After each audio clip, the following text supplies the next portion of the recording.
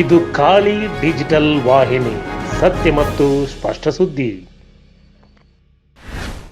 23 ವಿದ್ಯಾರ್ಥಿಗಳಿಗೆ ಜೇನುಹುಳ ದಾಳಿ, ಆಸ್ಪತ್ರೆಗೆ ದಾಖಲು.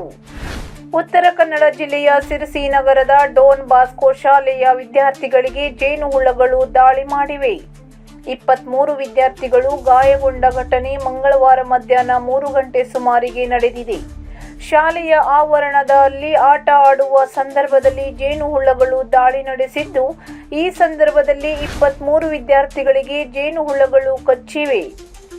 ಕೆಲವು ವಿದ್ಯಾರ್ಥಿಗಳಿಗೆ ಹೆಚ್ಚಿನ ಪ್ರಮಾಣದಲ್ಲಿ ಹುಳಗಳು ದಾಳಿ ಮಾಡಿವೆ.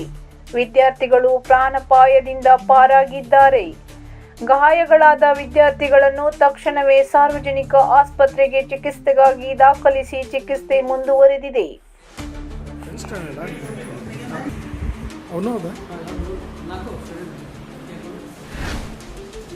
ತಮ್ಮ ಏನಾಯ್ತಾ? ಏನಾಯ್ತು? ಅಲ್ಲ ಏನಾಯ್ತು? ಕಚ್ಚಿತಾ? ಏನಾಯ್ತು? ಅಲ್ಲ ಏನಾಯ್ತು ಅಂತ ಘಟನೆ? ಯಾರು ಕಲ್ಲು ಹೊಡೆದಾರ ಹೇಳಿ? ನೋಡಿದ್ರೆ ಕಲ್ಲು ಹೊಡೆದಾರ?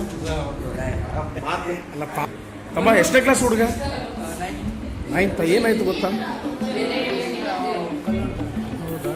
ಅಲ್ಲ ಯಾರು ನೀವೆಲ್ಲ ಆಟ ಆಡ್ತಿದ್ರ, ತಿಂಡಿ ತಿಂತಿದ್ರ, ಏನು ಮಾಡ್ತಿದ್ರಿ? ಗ್ರೌಂಡಿಗೆ ಜೇನು ಬಗ್ಗೆ ಗೊತ್ತೇ ಆಗಿಲ್ಲ, ಒಂದೇ ಸರದ ಅಟ್ಯಾಕ್ ಮಾಡಿಬಿಡ್ತ. ಎಲ್ಲಿ ಕಚ್ಚಮ್ಮ? ಎಲ್ಲಿ ಕಚ್ಚಿದ್ ನಿನಗೆ? ಮೈ ಬದಿ ಎಲ್ಲ ಕಚ್ಚಿದೆ? ನೀ ಎಂತ ಮಾಡ್ತಿದ್ದಿ? ಆಟ ಆಡ್ತಿದ್ದೆ, ತಿಂಡಿ ತಿಂತ, ಏನು ಮಾಡ್ತಿದ್ದಿ?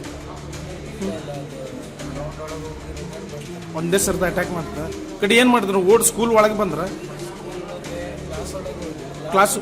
ಹಾಂ, ಕ್ಲಾಸ್ ಒಳಗೂ ಬಂತ?